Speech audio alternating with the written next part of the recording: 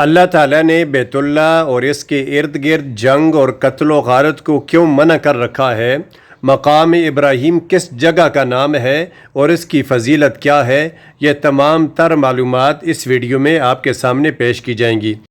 اللہ تعالیٰ نے بیت اللہ کی یہ حرمت رکھی ہے کہ نہ صرف مسجد حرام میں بلکہ اس کے ارد گرد کے وسیع علاقے میں جسے حرم کہا جاتا ہے نہ کسی انسان کو قتل کیا جا سکتا ہے، نہ شدید دفاعی ضرورت کے بغیر جنگ کرنا جائز ہے، نہ کسی جانور کا شکار حلال ہے، نہ کوئی پودا اکھاڑنے کی اجازت ہے، نہ کسی جانور کو قید رکھا جا سکتا ہے۔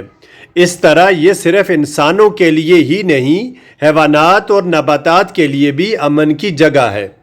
مقام ابراہیم اس پتھر کا نام ہے جس پر کھڑے ہو کر حضرت ابراہیم علیہ السلام نے بیت اللہ تعمیر کیا تھا۔ یہ پتھر آج بھی موجود ہے اور یہ حکم دیا گیا ہے کہ ہر وہ شخص جو بیت اللہ کا طواف کرے 7 چکر لگانے کے بعد اس پتھر کے سامنے کھڑا ہو کر بیت اللہ کا رخ کرے اور 2 رکعتیں پڑھے۔ ان رکعتوں کا اسی جگہ پڑھنا افضل ہے۔